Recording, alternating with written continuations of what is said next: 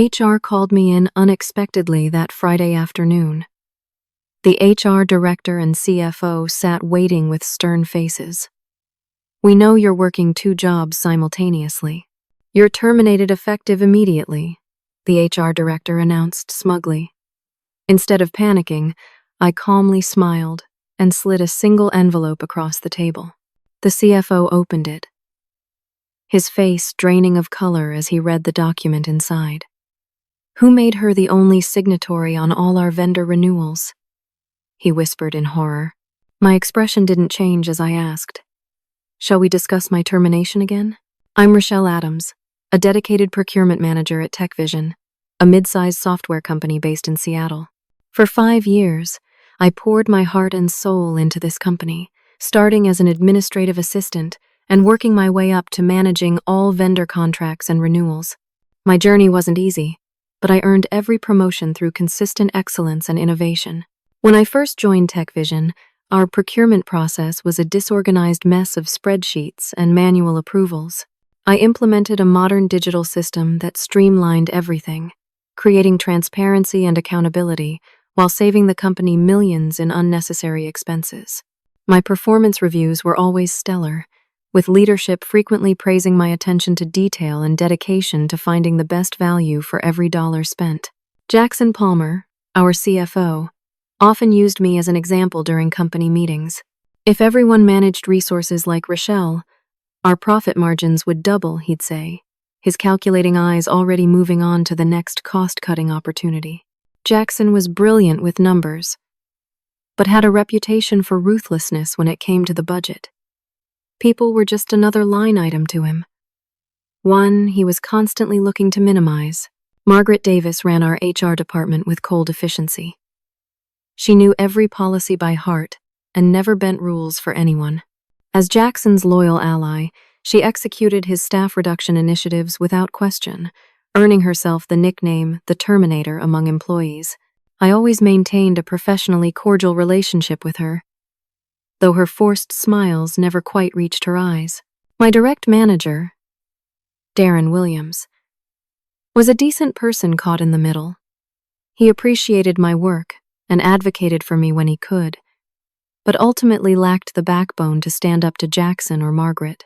"Pick your battles," he'd advise whenever I pushed for additional resources.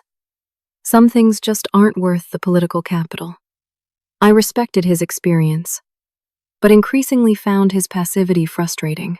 Trevor Hayes, our CEO, remained something of an enigma. He was rarely seen outside the executive floor, focused on growth strategies and investor relations.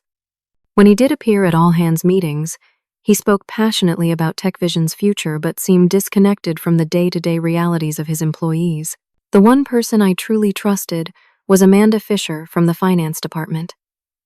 We bonded during a disastrous company retreat 3 years ago when we were the only 2 who opted for hiking instead of golf. Amanda was refreshingly honest and genuinely kind, a rare combination in our corporate environment. She became my sounding board and confidant, offering insights from her vantage point in finance that proved invaluable. When the pandemic hit, TechVision transitioned to remote work like many companies. What no one anticipated was how the sudden shift to digital operations would accelerate our growth. As businesses everywhere scrambled for technology solutions, our products were in higher demand than ever. My workload tripled overnight as we rapidly expanded our vendor network to meet increasing customer needs. For months, I worked 12 to 14-hour days, negotiating new contracts, managing existing vendor relationships, and ensuring our supply chain remained uninterrupted. Despite global disruptions, I repeatedly requested additional staff for my department, submitting detailed analyses showing the unsustainable workload. "Not in the budget," Jackson would reply, not even looking up from his spreadsheets. "Everyone's doing more with less right now. Be a team player, Rochelle." Meanwhile, my personal life was facing its own challenges. My husband Tom lost his job as a restaurant manager when the pandemic forced businesses to close. Our savings dwindled rapidly as he struggled to find new employment in the decimated hospitality industry. With mortgage payments and student loans looming, I needed to find a solution.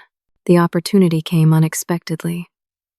A college friend reached out about a small tech startup called CloudNet that needed help setting up their vendor management system. The role was perfect for my skills and would only require evenings and some weekend hours. After careful consideration and checking my employment contract for conflicts, I accepted the part-time position. I was meticulous about keeping the two roles separate. TechVision work happened during TechVision hours, and CloudNet work stayed firmly in my personal time. I used different computers, separate email accounts, and maintained scrupulous time records to ensure there was never any overlap. My performance at TechVision never wavered. If anything, the different challenges kept me sharper and more engaged.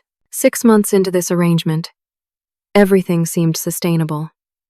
Tom had finally found a new position, though at significantly lower pay. My additional income from CloudNet helped bridge the gap while giving me valuable experience with a different business model.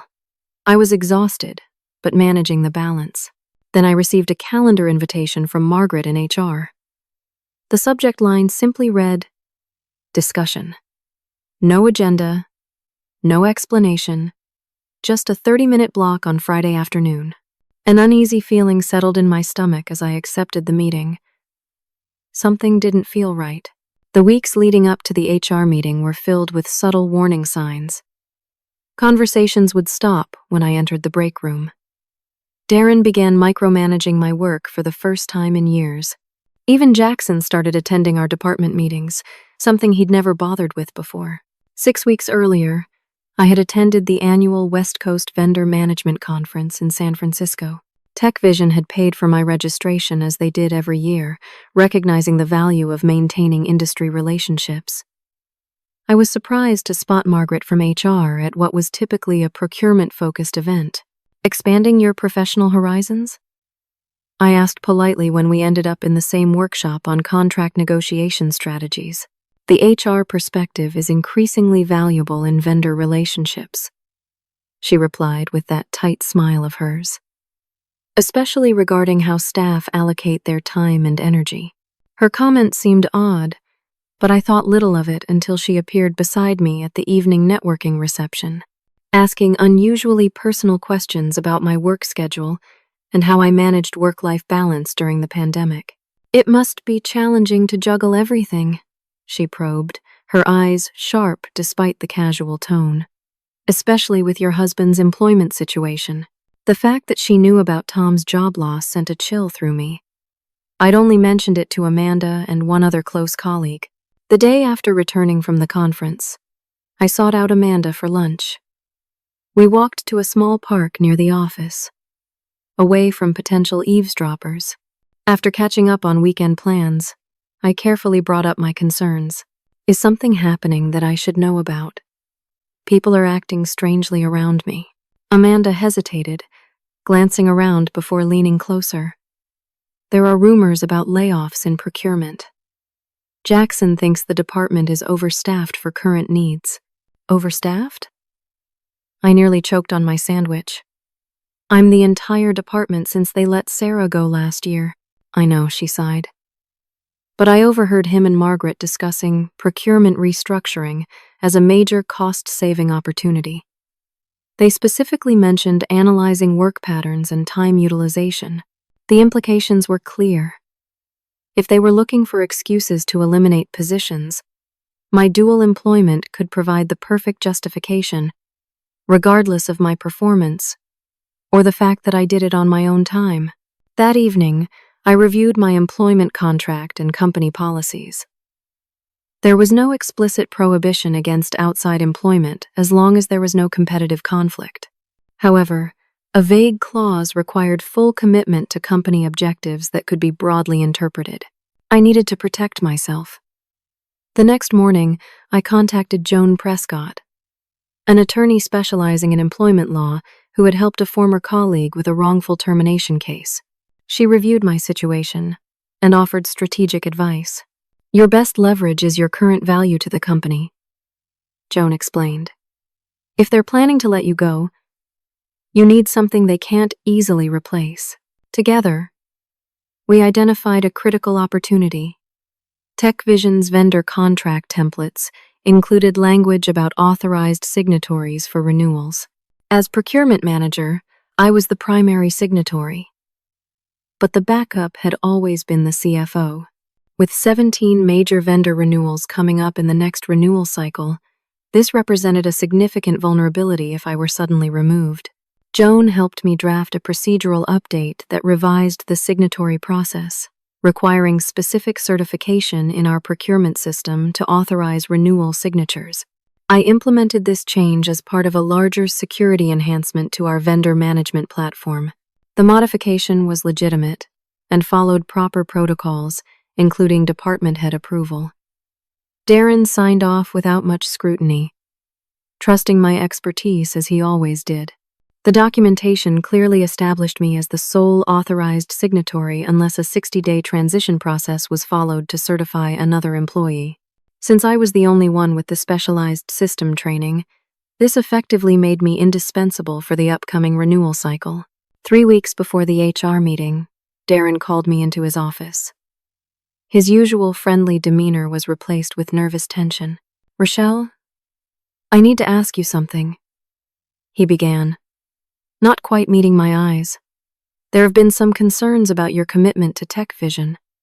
"My commitment?" I kept my voice even despite the internal alarm bells. "My performance metrics are above target across every category."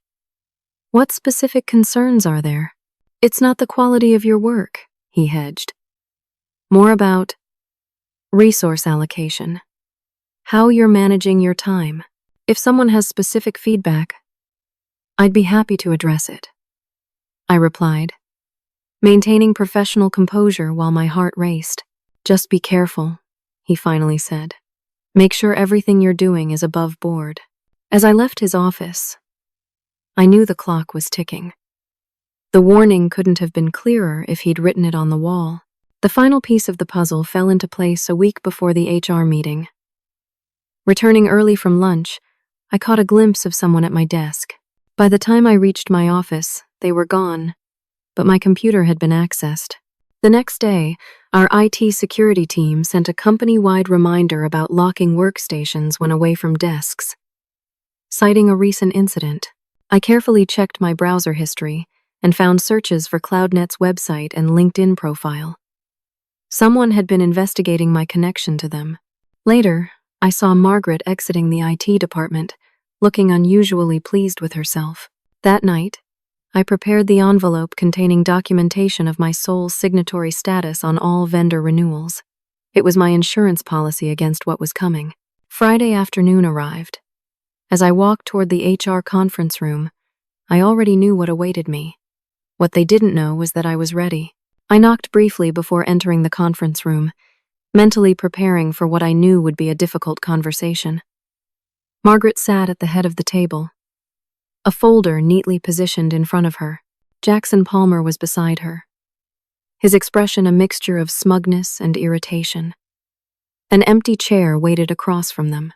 "Rochelle, thank you for joining us," Margaret began with artificial pleasantness. "Please take a seat." I settled into the chair, maintaining a neutral expression despite the tension crackling in the air. Margaret opened the folder and withdrew several printed pages. "Are you familiar with Section 8.3 of your employment agreement?" she asked, sliding a highlighted document across the table. I glanced down at the employment contract I'd signed 5 years ago. The highlighted section read, "Employee agrees to devote full time and attention to company duties during business hours." "Yes, I'm familiar with it," I replied evenly. "I've always fulfilled my obligations to TechVision." Jackson scoffed, leaning forward. "That's not what our evidence suggests." Margaret produced more documents from her folder, spreading them across the table like a dealer revealing a winning hand. There were screenshots of my LinkedIn profile showing my connection to CloudNet, timestamps of my login activity on TechVision systems, and even photos of me entering CloudNet's office building one evening. We have reason to believe you've been employed by CloudNet Technologies for approximately 6 months while working full-time at TechVision, Margaret stated, her voice taking on an official tone. This constitutes a clear violation of your employment agreement and company policy. We've been tracking your system activity, Jackson added, tapping a printout of what appeared to be my login records. The pattern shows decreased engagement during core hours, which coincides with your secondary employment beginning. I took a deep breath, maintaining my composure. My work for CloudNet has been exclusively during evening hours and weekends. Outside of my TechVision responsibilities, my performance metrics have remained consistent or improved during this period. Margaret's expression hardened. Regardless of when you perform the work, dual employment creates a conflict of interest and divided loyalty. You're using knowledge and expertise gained at TechVision to benefit another company. CloudNet isn't a competitor, I countered. They operate in an entirely different market segment, and I've been careful to avoid any conflicts. That's not your determination to make, Jackson snapped. The company decides what constitutes a conflict of interest, not individual employees. Margaret slid another document toward me. This is your termination letter. Your employment with TechVision ends effective immediately. You'll be escorted to collect your personal belongings, and your access to all company systems has already been revoked. I stared at the termination letter, my name printed at the top in bold letters. Despite anticipating this moment, seeing it formalized was still jarring. You'll receive 2 weeks of severance pay, which is generous considering the circumstances, Jackson added, not bothering to hide his satisfaction. Most companies would terminate for cause with no compensation in a situation like this. Margaret produced yet another form. This is a non-disclosure agreement regarding your termination. Signing it is a condition of receiving your severance package. I skimmed the document, noting language that would prevent me from discussing the circumstances of my departure or making any disparaging statements about TechVision. We've already identified a replacement who'll take over your responsibilities starting Monday, Jackson mentioned casually. We expect a 30% cost savings with the new arrangement. That comment revealed their true motivation. This wasn't about policy enforcement. It was about cutting costs. I was being eliminated as a budget line item, with my dual employment serving as a convenient justification. For a brief moment, genuine fear gripped me. I thought about our mortgage, Tom's reduced income, and the student loans that still loomed over us. The job market remained uncertain, and finding a new position at my salary level could take months. 2 weeks of severance was insultingly inadequate after 5 years of service and wouldn't even cover a single mortgage payment. Then I remembered the envelope in my bag. I had prepared for this moment. I had leverage they didn't know about.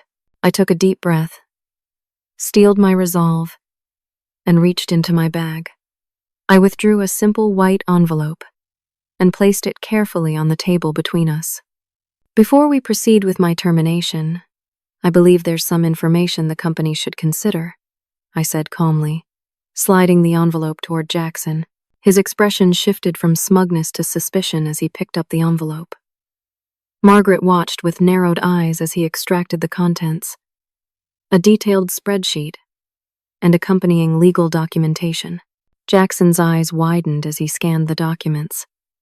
His face, normally composed and calculating, began to pale. He flipped through the pages with increasing agitation before looking up at me in disbelief. "What is this?" he demanded, though the tremor in his voice suggested he already understood. "That's a complete listing of all 17 major vendor renewals scheduled for the next 30 days, I explained evenly. As you can see from the attached documentation, I am currently the sole authorized signatory for each of these agreements following the security protocol update implemented last month. Margaret snatched the papers from Jackson, her eyes darting across the information. "This can't be right," she muttered, flipping to the procedural documentation. "Who made her the only signatory on renewals?"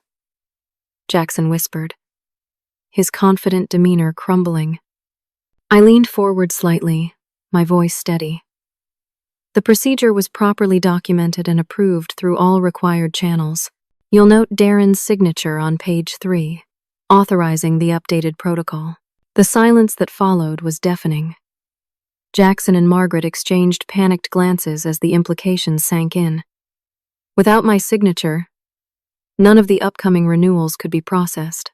Given the 60-day certification requirement for new signatories, TechVision faced the prospect of service interruptions across critical vendor relationships if they proceeded with my termination. You planned this? Jackson finally said, accusation heavy in his voice. I implemented a legitimate security enhancement to our procurement process, I replied. The fact that it's inconvenient for you at this particular moment is unfortunate timing. Margaret's professional mask slipped, revealing the anger beneath.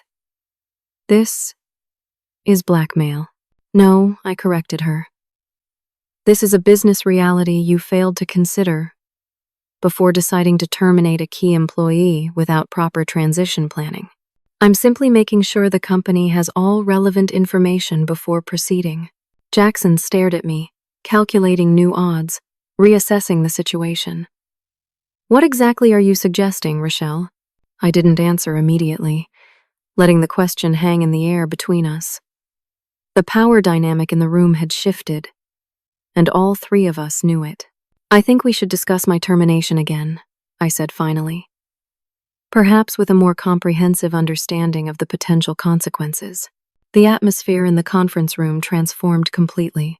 Where Jackson and Margaret had been confidently in control just minutes before, they now exchanged worried glances, reassessing their position with visible discomfort. Jackson quickly thumbed through the vendor renewal documentation again, his financial mind calculating the potential impact. Each of the 17 contracts represented essential services or products that TechVision couldn't function without. Cloud infrastructure, software licensing, support services, and specialized components. This is a temporary obstacle at most, he declared, attempting to regain his footing. We can simply revoke your signatory status and reassign it. You're welcome to try, I responded calmly. However, as outlined in Section 4.2 of each vendor agreement, any change to authorized signatories requires 60 days advance notice to the vendor, with formal certification of the new signatory through our procurement platform. Margaret was already on her phone, presumably texting someone for assistance. We'll have legal review this immediately, she said tightly. That seems prudent, I agreed, settling more comfortably in my chair. The termination letter sat untouched in front of me. Less than 5 minutes later, a knock on the door preceded the entrance of Alan Michaels, TechVision's corporate counsel. He was a serious man in his 50s who rarely engaged with employees below the executive level. Alan, we need your assessment of this situation, Jackson said, handing over the documents. Rochelle appears to have made herself the sole authorized signatory for our vendor renewals, and she's using it as leverage against her termination. The lawyer reviewed the materials with practiced efficiency, his expression revealing nothing. After several minutes, he looked up. The procedural change appears to have followed all required protocols, he confirmed. The documentation is properly executed, including management approval.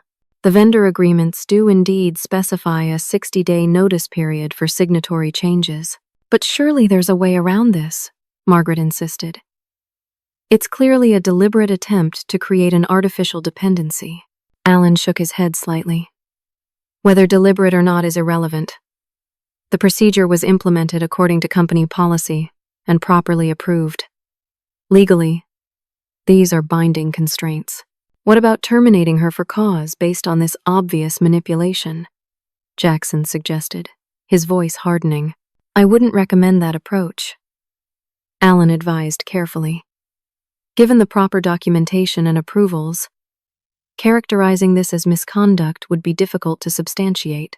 Additionally, if service interruptions resulted from her termination, the company could face significant liability with vendors and customers. Jackson's frustration was palpable. He turned to me, eyes narrow. What exactly do you want, Rochelle? I'm simply ensuring the company makes fully informed decisions, I replied evenly. Terminating the only person authorized to execute nearly $20 million in critical vendor renewals without a transition plan seems short-sighted. Margaret leaned forward, her professional mask slipping further. Let's be clear. You created this situation deliberately to extort the company. No different than the company deliberately investigating my personal time to create a pretext for termination. I countered, maintaining my composure. We both know this isn't about dual employment. It's about cutting costs by eliminating my position. A flash of surprise crossed her face before she could control it. I'd hit the mark. You know, I continued, thinking back to the events that had led us here, I started noticing something was off weeks ago. Small things, like conversations stopping when I entered rooms. Then Amanda warned me about procurement restructuring discussions. Amanda Fisher? Jackson interrupted sharply. From finance? I kept my expression neutral, not wanting to create problems for my friend. The point is, I realized what was happening and took steps to protect myself, just as you would in my position. The mention of Amanda seemed to trigger a memory for Jackson. He sat back, a calculating look returning to his eyes. We could still proceed with your termination. You'd be contractually obligated to execute those renewals as your final duty. That's not how signatory authority works. Alan interjected before I could respond. Once employment is terminated, her authorization to sign on behalf of the company is automatically revoked. The renewals would still require a certified signatory. Jackson's expression darkened further. He drummed his fingers on the table, visibly recalculating his options. Perhaps we could reach a compromise, he finally suggested, his tone moderating slightly. If you'll process all pending renewals before your departure, we could extend your severance package to, say, 1 month instead of 2 weeks. I almost laughed at the paltry offer. That's not a compromise, Jackson. That's asking me to solve your problem while still losing my job. Then what do you want? He demanded, frustration breaking through his corporate veneer. I had thought carefully about this moment, about what would constitute fair treatment after 5 years of dedication to TechVision. I'm seeking appropriate recognition of my contributions to this company, I stated clearly. That includes 6 months of severance pay reflecting my 5 years of service, payment of the performance bonus I earned last quarter but hasn't been distributed yet, continuation of health benefits for 6 months, and a letter of recommendation acknowledging my achievements and skills. Margaret's laugh was short and dismissive. That's completely unreasonable. No one gets that kind of package. Senior executives do, I pointed out. When Thomas Reed stepped down as CTO last year, his departure package included 12 months of salary and accelerated vesting of his stock options. That's completely different, Jackson snapped. Executive compensation follows different standards. The principle is the same, I insisted. Recognizing contribution and ensuring a smooth transition. I'm not asking for anything extraordinary given the circumstances. Jackson stood abruptly. This conversation is going nowhere. I need to consult with Trevor. He stormed out of the room, leaving Margaret, Alan, and me sitting in uncomfortable silence. Margaret stared at me with poorly concealed hostility, while Alan busied himself reviewing the documents again, clearly wanting to remain neutral in the personal tension. You won't win this, Margaret finally said, her voice low. You've made powerful enemies today. I met her gaze steadily. I'm not trying to make enemies, Margaret. I'm trying to be treated fairly. Fair? She scoffed. You violated company policy with your dual employment. You should be grateful we're offering any severance at all. My dual employment never affected my performance at TechVision, I responded. My metrics remained excellent. My projects were all delivered on time, and I never worked on CloudNet business during TechVision hours. The policy exists to prevent conflicts of interest and performance issues, neither of which occurred. That's your interpretation, she countered. It's the reality, I stated firmly. And deep down, you know this termination isn't about policy enforcement. It's about budget cuts. Something flickered across her face, too quick to interpret. For the briefest moment, I wondered if there was more to the story than I understood. The silence stretched between us, heavy with unspoken words and calculated moves, as we waited for Jackson to return with the CEO. Nearly 15 minutes passed before the door opened again. Jackson returned with Trevor Hayes, our rarely seen CEO. Trevor was tall and carried himself with the confident ease of someone accustomed to authority. His expression was serious but not immediately hostile as he took the seat at the head of the table. "Rochelle," he acknowledged me with a nod. "I understand we have a situation." Before I could respond, Jackson jumped in. "Trevor, she's manipulated the vendor signatory process to make herself indispensable after we discovered her unauthorized dual employment." Trevor held up a hand to silence Jackson, his eyes never leaving mine. I'd like to hear Rochelle's perspective directly. I appreciated the opportunity to speak without filtration from Jackson or Margaret. "Thank you, Trevor. The situation is straightforward. I've been informed that my employment is being terminated because I took on part-time work with CloudNet during my personal hours. This work never conflicted with my tech vision responsibilities or affected my performance." I gestured to the documents on the table. "As procurement manager, I recently implemented enhanced security protocols for vendor renewals following best practices in the industry. This legitimate update established a certification process for signatories, and I am currently the only certified individual. I'm bringing this to the company's attention to ensure an informed decision about my termination." Trevor studied me for a moment before turning to the documents. He reviewed them carefully, occasionally nodding to himself. "The process appears properly implemented," he observed, "but the timing raises obvious questions about your motivation." "I understand how it looks," I acknowledged, "but I've been feeling increasingly vulnerable as the sole procurement specialist with no backup or support, despite repeated requests for additional resources.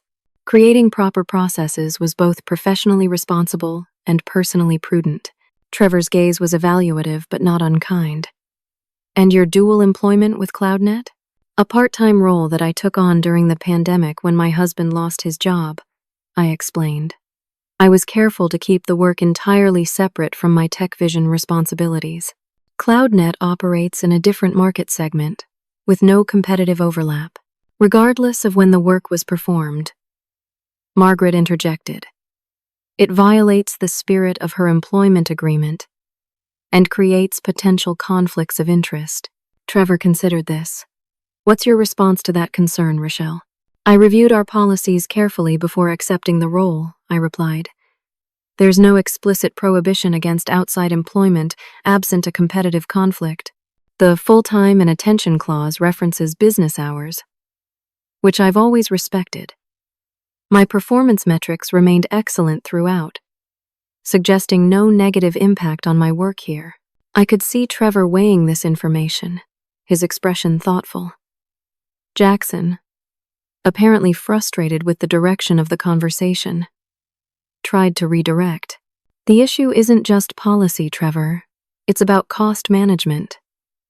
We've identified significant procurement inefficiencies that require restructuring." "Interesting," Trevor noted.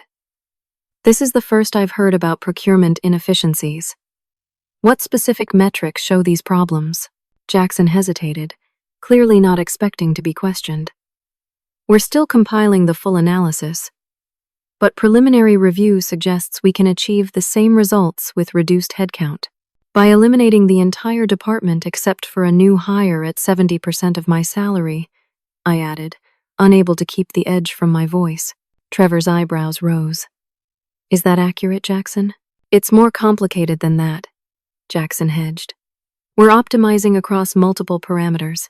Trevor turned back to me. "Rochelle, how many people currently report to you in procurement?" "None," I replied simply. "I am the entire department.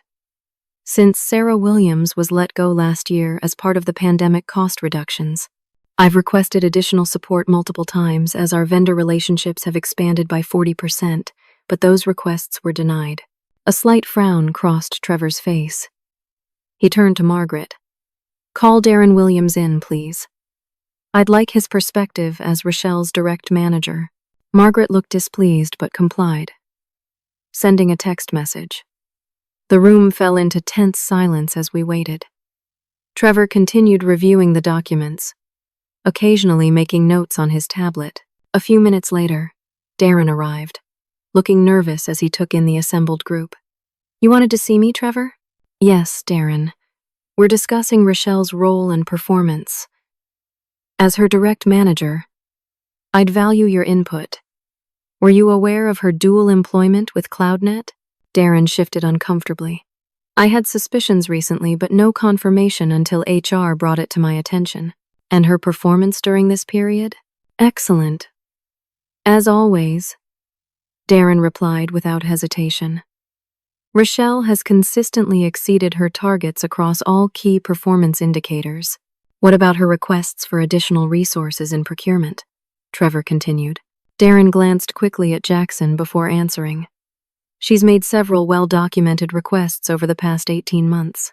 I supported those requests in our budget planning sessions, but they weren't approved.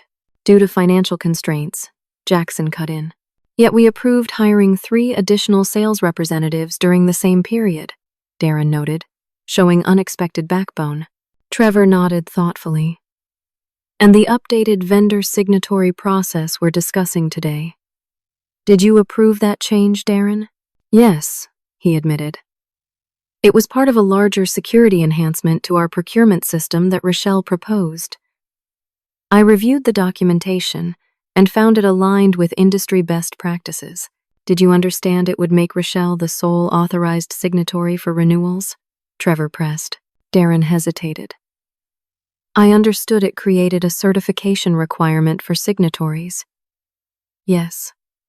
Given that Rochelle was the only one with the specialized system knowledge, it effectively made her the sole qualified person in the short term. But the documentation clearly outlined a pathway for training and certifying additional staff. Staff that doesn't exist because her requests for team members were repeatedly denied," Trevor observed, his tone neutral but pointed.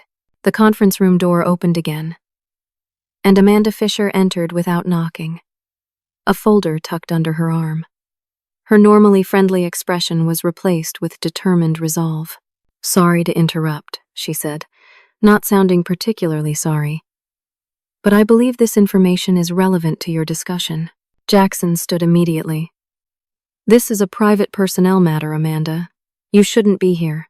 I'm here because the finance department has information directly relevant to this situation," she replied firmly, approaching Trevor and handing him the folder.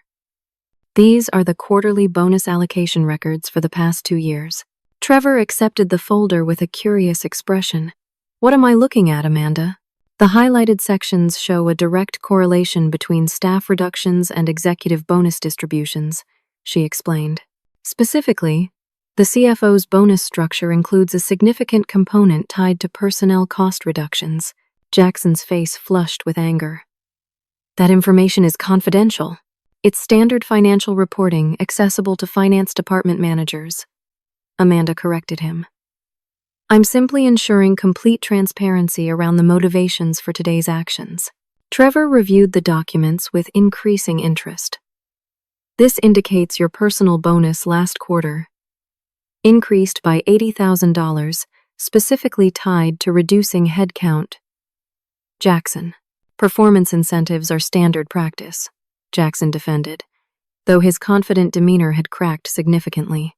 "When they align with company objectives, yes," Trevor agreed. "But not when they potentially compromise operational integrity." He turned to me, his expression serious but considerably warmer than before. "Rochelle, I think we need to continue this conversation with a different approach. Would you mind waiting while I speak with the others privately?" I nodded, standing to leave. "Of course. Not you, Amanda," Trevor added, as she moved to follow me. "I'd like you to stay. And Darren as well." As I stepped into the hallway, I caught a glimpse of Jackson's thunderous expression and Margaret's tight-lipped displeasure. The dynamic had shifted dramatically, and for the first time since receiving that meeting invitation, I felt a flicker of hope that this might resolve in a way that wasn't personally devastating. I sat in a nearby empty office, trying to process the rapid developments of the past hour. The door had been left ajar, and though I couldn't make out specific words, the rising and falling cadence of animated discussion drifted down the hallway. Several times I heard Jackson's voice escalate, followed by Trevor's calmer tones. After what felt like an eternity, but was probably closer to 20 minutes, Darren appeared in the doorway. "Trevor would like to speak with you," he said, his expression unreadable. Alone. I stood, smoothing my skirt with suddenly nervous hands. "Jackson and Margaret? They've been asked to leave," Darren replied, a hint of satisfaction breaking through his professional demeanor. "Good luck, Rochelle. For what it's worth, I'm sorry I didn't stand up for you sooner."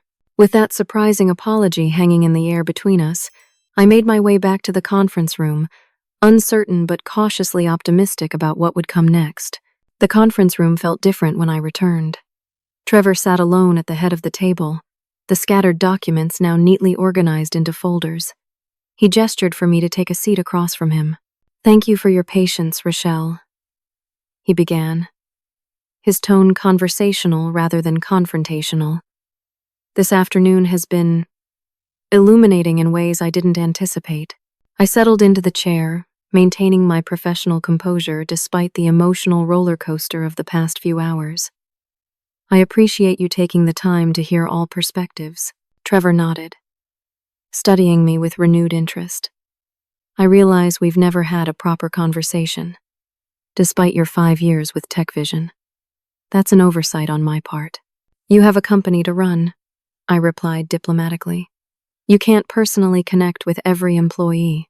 "Perhaps not every employee," he acknowledged, "but certainly those making significant contributions. Your procurement innovations have saved this company millions of dollars, according to the data Amanda provided." He tapped one of the folders in front of him. "Did you know that your vendor consolidation initiative last year resulted in a 12% reduction in procurement costs while improving service levels?" "That was the goal," I confirmed. "By leveraging our growing volume across fewer vendors, we gained pricing power while streamlining management overhead."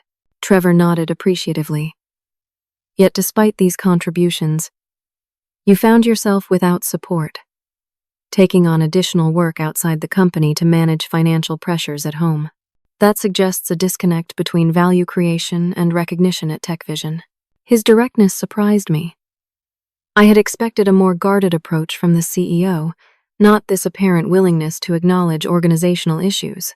"To be candid," he continued, "I've been too focused on growth strategies and market expansion, leaving day-to-day operations largely to others. In doing so, I've missed concerning patterns developing within our company culture." He leaned forward, his expression sincere. "You're not the first talented employee we've nearly lost in recent months. 3 senior developers resigned last quarter, citing similar issues around resource allocation and recognition." This was news to me. The departures had been announced, but no reasons given. "The pandemic created unprecedented challenges," I offered, not wanting to seem like I was simply criticizing leadership. "Every company has struggled with the new normal." "True," Trevor agreed. "But how organizations respond to those challenges reveals their true character and values. I'm concerned that our response has prioritized short-term financial metrics over long-term sustainability." He opened another folder, revealing what appeared to be financial projections. "Jackson has been driving an aggressive cost-cutting agenda, particularly focused on what he terms support functions like procurement. The bonus structure Amanda revealed explains his personal motivation, but doesn't justify the approach." Trevor closed the folder and looked directly at me. "Rochelle, I'd like to understand your perspective on what's happening with our vendor relationships. Beyond this immediate situation with signatory authority, what vulnerabilities has our cost-focused approach created?" The question felt like a test, but also a genuine opportunity. I took a moment to organize my thoughts before responding. The most concerning issue is the erosion of relationship capital, I began. Vendors aren't just service providers. They're strategic partners in our ecosystem. By consistently squeezing them on price while reducing internal resources dedicated to those relationships, we've created transactional dynamics instead of partnerships. I outlined several specific examples. How our infrastructure provider had stopped including us in early access programs after particularly aggressive negotiation tactics, how a key software partner had reduced their dedicated support team when we demanded price concessions without volume commitments, how 3 smaller vendors had begun requiring prepayment due to payment timing issues that stemmed from our understaffed accounts payable team. The metrics don't capture these relationship damages, I explained. On paper, we're saving money, but we're losing preferential treatment, strategic insights, and flexibility that ultimately costs us more in reduced innovation and agility. Trevor listened attentively, occasionally making notes. When I finished, he nodded thoughtfully. That aligns with concerns I've heard from our product teams about partner responsiveness, he acknowledged. What would you do differently if resources weren't constrained? I'd rebuild our procurement function as a strategic rather than purely administrative department, I replied without hesitation. With even 2 additional team members, we could move beyond just negotiating prices to developing true strategic partnerships, joint innovation initiatives, and more sophisticated risk management. As I outlined my vision for a more evolved vendor management approach, Trevor's engagement was palpable. He asked insightful questions about implementation details, potential metrics, and expected outcomes. Your perspective is valuable, Rochelle, he said when I finished. But it raises an obvious question. How do I reconcile this vision with your dual employment situation? If you were fully engaged and still overwhelmed with work, how were you managing a second role? It was a fair question, and I appreciated the direct approach. The cloud network was limited and specialized, focused specifically on setting up their initial procurement framework. It required perhaps 10 to 15 hours weekly, which I managed during evenings and weekends.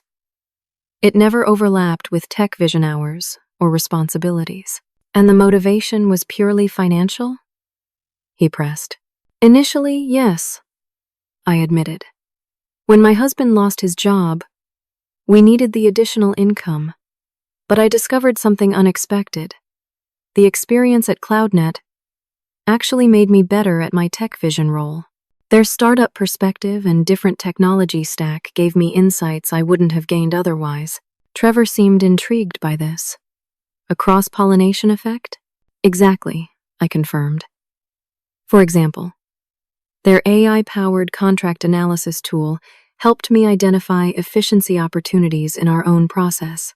I've been working on a proposal to implement something similar here. Yet you kept this arrangement secret, he noted, his tone more curious than accusatory. I was concerned about perception, I acknowledged. Our culture has become increasingly focused on face time and apparent dedication rather than results.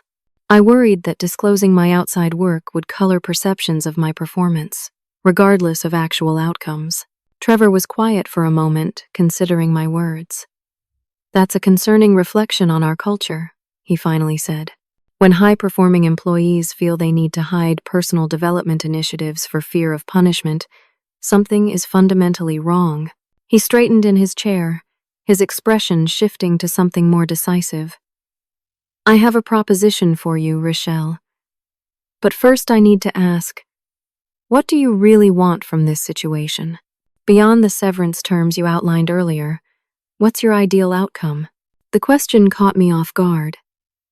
I'd been so focused on defending myself and negotiating a fair exit that I hadn't fully considered alternatives. After a moment of reflection, I answered honestly. I want to work somewhere my contributions are valued, where I have the resources to do my job effectively, and where results matter more than politics or perceptions.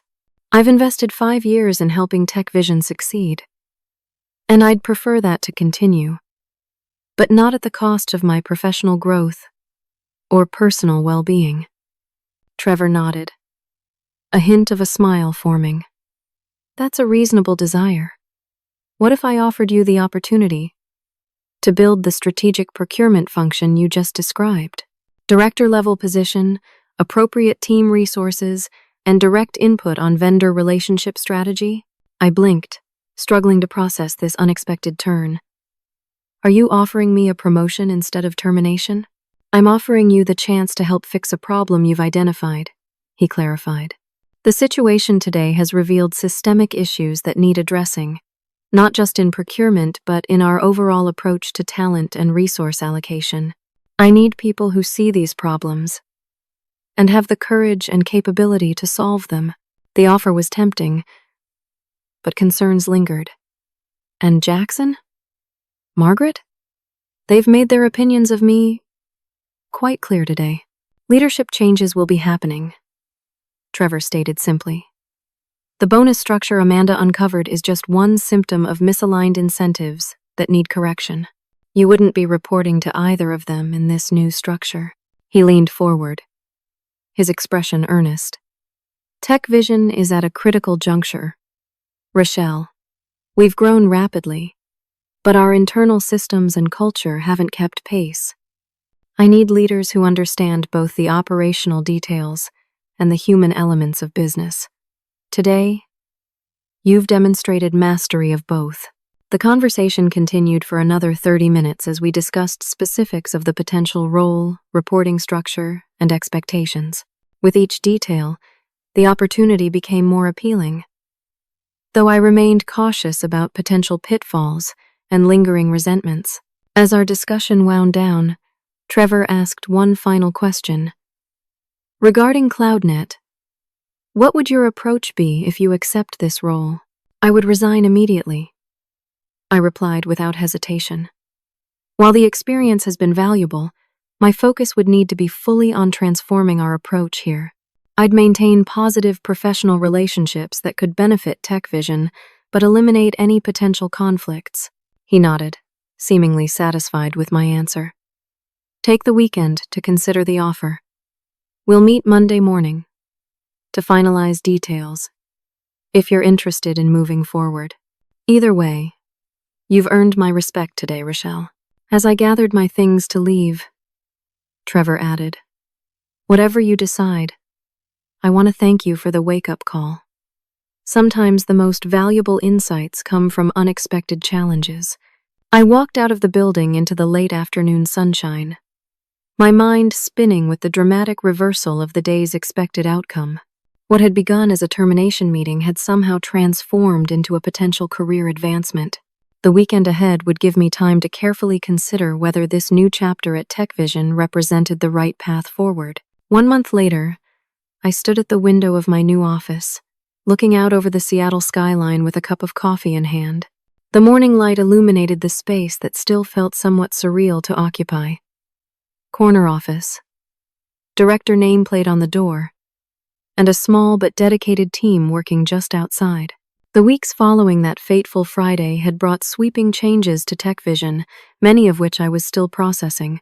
After careful consideration and frank discussions with Trevor about his vision for the company's future, I had accepted the promotion to Director of Vendor Relations, a newly created position with expanded scope beyond traditional procurement. Jackson Palmer was no longer CFO. The board had requested his resignation following a comprehensive review of the bonus structures and cost-cutting initiatives he had implemented. The revelation that he had systematically prioritized headcount reductions to boost his personal compensation had violated both company values and governance standards. In a move that surprised many, Amanda had been appointed interim CFO while an executive search was conducted. Her detailed understanding of the company's finances, combined with her people-centered approach, made her an inspired choice for leading the finance function through this transition period. Margaret hadn't been fired, but her influence had been significantly curtailed. She was reassigned to lead compliance training within a restructured HR department, now headed by an external hire with experience in talent development rather than just policy enforcement. My new team consisted of 3 talented professionals, Ben Richards, a contract specialist with legal background. Taylor Johnson, a data analyst focused on vendor performance metrics. And Sophia Martinez, a relationship manager who had previously worked in customer success. Together, we were reimagining how TechVision engaged with its partner ecosystem. Darren had apologized properly for not supporting me more actively during the difficult months leading up to the confrontation. I was too focused on avoiding conflict instead of doing what was right, he admitted during a candid lunch meeting. I'm working on changing that. His newfound determination to stand up for his team was refreshing, and our working relationship had strengthened considerably. I had resigned from CloudNet immediately after accepting the new position, though I maintained positive professional relationships with their leadership team. In an unexpected development, Trevor had actually initiated exploratory partnership discussions with them, recognizing potential synergies in their technology approach that I had mentioned during our conversation.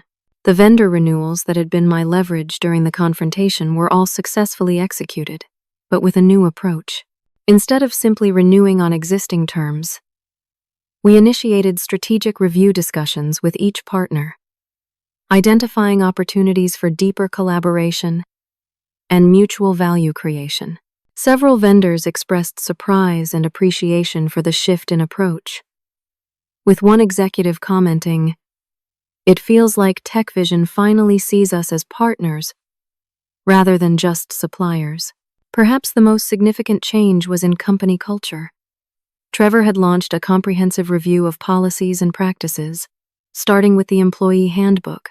The vague full commitment clause that had been used against me was replaced with clear guidelines, acknowledging the reality of modern work arrangements.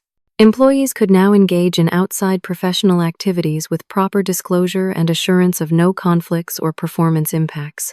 The pandemic forced us to recognize that work doesn't happen only between 9 and 5 in an office building. Trevor explained during the all-hands meeting announcing the changes.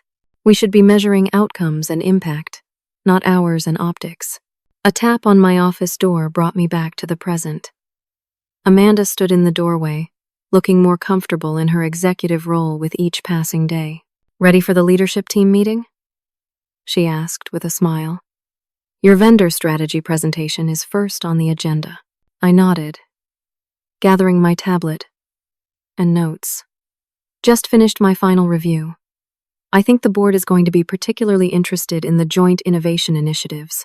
As we walked toward the conference room, Amanda lowered her voice. "By the way, have you seen the latest employee engagement scores? Up 12 points since last quarter. People are noticing the changes." "That's encouraging," I replied. "Cultural shifts take time, but it feels like we're moving in the right direction." The leadership team meeting exemplified the new TechVision, where previous executive gatherings had been dominated by financial metrics and cost discussions. The agenda now balanced performance indicators with employee development, innovation initiatives, and strategic partnerships. Trevor had created a more collaborative environment, where diverse perspectives were not just tolerated, but actively sought. My presentation on the new vendor strategy received enthusiastic support, particularly the framework for evaluating partnerships beyond just price considerations. Even departments previously focused solely on cost began to recognize the value of relationship capital and strategic alignment. After the meeting, Trevor asked me to stay behind for a moment. "I have a proposition for you," he said once the room had cleared. "I'm forming an executive committee to ensure we maintain this momentum toward a more balanced, sustainable approach to growth. I'd like you to represent the employee perspective, given your unique journey with the company." The offer was unexpected but deeply meaningful. From nearly being terminated to having a voice at the highest level of company leadership, the transformation was almost difficult to process. "I'd be honored," I replied sincerely. "Though I hope you realize I won't hesitate to speak candidly when I see issues." Trevor smiled. "That's precisely why I'm asking you. We need truth-tellers at every level of this organization." As I walked back to my office, I reflected on the extraordinary journey of the past month.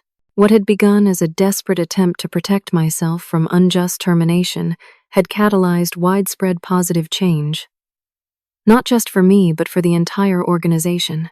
The experience had taught me several profound lessons. I learned that preparing for the worst, while continuing to deliver your best, is not paranoia but prudent self-advocacy in today's corporate world. I discovered that sometimes vulnerability, when paired with preparation, can become your greatest strength. Most importantly, I realized that standing up for yourself can create ripple effects that benefit many others. TechVision was evolving into a company that recognized the changing nature of work and valued people for their contributions rather than their conformity. There would still be challenges ahead, political complexities to navigate, and resistant elements of the old culture to transform. But for the first time in years, I felt genuinely optimistic about the future, both my own and the company's. That afternoon, I met with my small team to discuss upcoming initiatives. As we worked through the agenda, I noticed their engagement and creativity flourishing in the more supportive environment. Ideas flowed freely, without the fear of budget rejections or political repercussions that had previously constrained innovation. "I never thought procurement could be this interesting," Ben commented as we wrapped up. "It feels like we're actually building something meaningful." "We are," I affirmed. "We're redefining how companies can engage with their ecosystem. That's not just procurement, it's strategic transformation." As they filed out, I turned to the whiteboard where we had mapped our vision for the coming year. The journey from near termination to directing this important function had been unexpected and challenging, but ultimately affirming. By standing up for my value and refusing to be treated as dispensable, I had not only saved my career but helped reshape an organization for the better. The modern workplace continues to evolve, with traditional employment models giving way to more fluid, results-focused approaches. My experience taught me that in this changing landscape, your greatest security comes not from blind loyalty but from consistently delivering value while advocating for fair treatment and recognition. When you know your worth and are prepared to defend it professionally, you transform not just your own circumstances but potentially an entire organization's approach to talent. Have you ever found yourself in a situation where you had to stand up for your value in the workplace? What strategies did you use to advocate for yourself while maintaining professionalism? I'd love to hear your experiences in the comments below. If this story resonated with you, please like, subscribe, and share with others who might benefit from these insights. Thank you for joining me on this journey. And I wish you courage and clarity in your own professional path.